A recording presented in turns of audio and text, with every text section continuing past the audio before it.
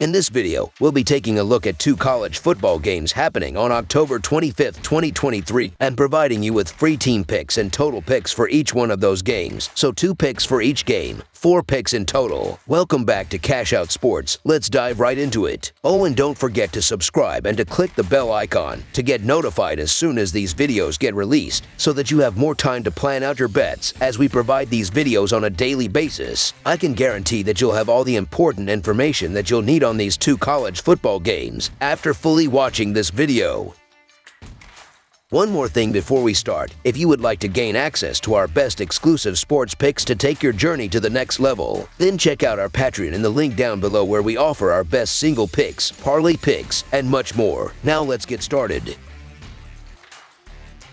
Jacksonville State versus Florida International. A midweek showdown at Ricardo Silva Stadium sees the Florida International Panthers host the Jacksonville State Gamecocks. Both teams enter this game on the back of dramatic victories, with the Gamecocks holding a 6-2 record after securing a 20-17 home win against the Western Kentucky Hilltoppers. Meanwhile, the Panthers stand at 4-4 following a thrilling 33-27 double overtime triumph on the road against the Sam Houston Bearcats. Jacksonville State Gamecocks orchestrated a comeback against Western Kentucky, bouncing back from a previous one-sided defeat against Liberty. Trailing 17-10 at halftime and well into the fourth quarter, the Gamecocks rallied to secure the final 10 points of the game, including a game-winning field goal as time expired. This critical home victory improved their overall record to 6-2, with a 4-1 standing in Conference USA. The Gamecocks' impressive debut season in the Football Bowl subdivision has seen them amass 6 victories, positioning them as a likely bowl team. In their latest performance, the Gamecocks relied on their ground attack,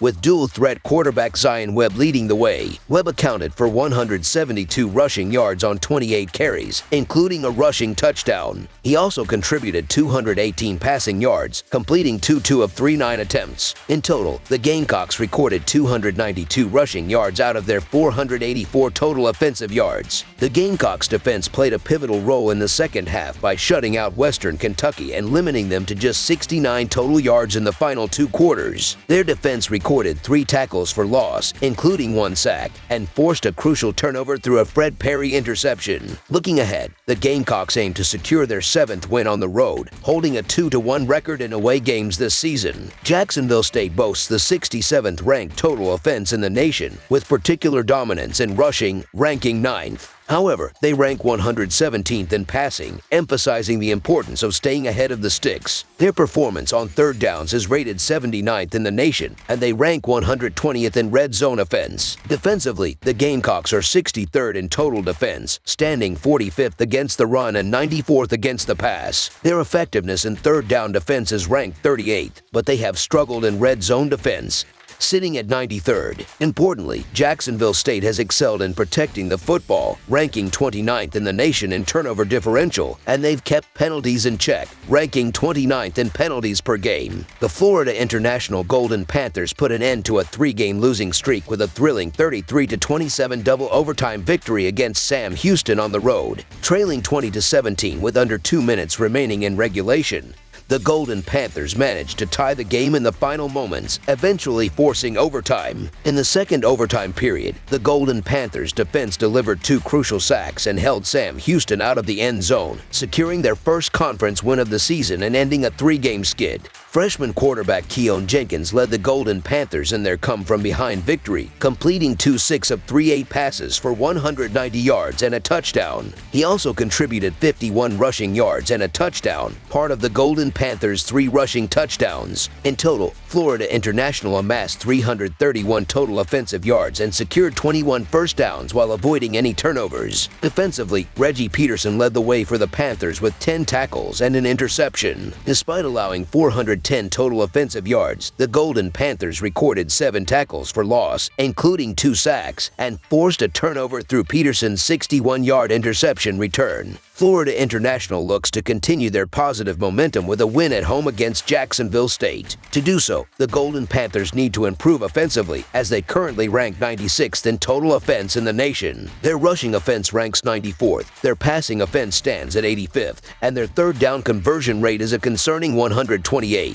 The Golden Panthers also rank 82nd in red zone offense. Defensively, Florida International is rated 117th in total defense, with the 113th ranked run defense and 110th ranked pass defense. Their third down defense ranks 75th, and they are average in red zone defense, placing 60th. With Jacksonville State's potent ground attack, they should be able to control the pace of the game and exploit Florida International's defensive weaknesses. The Gamecocks possess the 9th-ranked rushing offense in the country, while the Golden Panthers are ranked just 113th in rush defense. Expect the Gamecocks to establish a strong running game and create opportunities for passing against a Florida International pass defense that is equally vulnerable. Jacksonville State has excelled at forcing opponents off the field on third downs, which should result in a significant time of possession advantage. Analyzing the numbers, Jacksonville State has a clear advantage in this matchup. With a strong balanced attack and a solid defense that allows only 126.3 rushing yards per game, the Gamecocks are well positioned for a victory. In contrast, Florida International's defense has been their Achilles heel, allowing 440.8 total yards per game. These statistics not only favor a Jacksonville State win but also suggest they will cover the spread comfortably. While laying more than a touchdown on the road might not be ideal, Jacksonville State's superior offense and Florida International's struggles in scoring make the Gamecocks a strong pick. So the Jacksonville State Gamecocks to win and cover the spread as favorites is our full game side pick. Expect a low-scoring contest, with Jacksonville State's ability to control the game's tempo with their ground attack.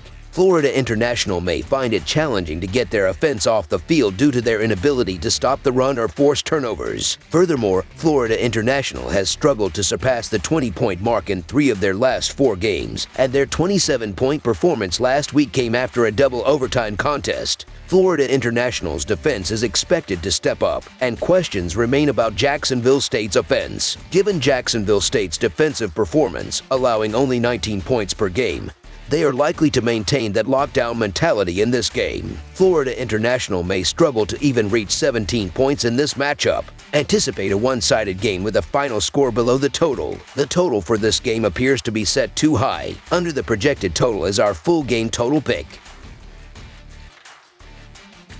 UTEP versus Sam Houston State. In a midweek college football matchup at Bowers Stadium, the UTEP Miners will face off against the Sam Houston Bearcats. UTEP has had a challenging season, currently holding a 2-6 record. In their most recent game, they suffered a 3-touchdown loss to New Mexico State. Meanwhile, the Sam Houston Bearcats are still in search of their first win this season, with a 0-7 record, coming off an overtime loss to Florida International. The UTEP Miners have posted a 2-6 overall record, with a 1-3 standing in the Conference USA. Their latest defeat came at the hands of New Mexico State, losing the game 28-7 at home. UTEP's offense faced difficulties in the passing game, with Cade McConnell completing just 15 of 32 attempts for 179 yards, no touchdowns, and no interceptions. Many of these incompletions occurred on critical 3rd and 4th downs, leading to numerous punts and offensive struggles. However, they found success in the running game, with Dayan Hankins carrying the ball 16 times for 120 yards, although most of these carries did not lead to red zone opportunities. While the defense didn't cost them the game, they allowed New Mexico State to control the clock and dominate on the ground. UTEP must figure out how to contain opposing rushing attacks and regain control of time possession to avoid situations like the one they faced against New Mexico State. As they prepare for their upcoming road game against Sam Houston State, UTEP finds themselves as 3.5-point underdogs, despite their opponent's winless record. Notably, UTEP has a few significant injuries on both offense and defense, including questions about their starting and backup quarterbacks. Regardless of who takes the quarterback position for UTEP, the focus for this game will be on their ground game. Establishing the run early could open up passing opportunities, and Dayan Hankins will be key to their efforts. On the defensive side, they must create 3rd and long situations to regain control of time possession and get their offense back on the field. Achieving these objectives will increase their chances of covering the spread and securing a win. Sam Houston currently holds a 0-7 overall record and a 0-4 record within the Conference USA. In their recent double overtime contest against Florida International, the Bearcats put on a solid offensive performance but faltered on defense when it mattered most. Going into overtime, the Bearcats struggled to contain Florida International's offense. Quarterback Keegan Shoemaker had a strong showing, completing 31 of 47 passes for 306 yards and 2 touchdowns, complemented by 104 rushing yards.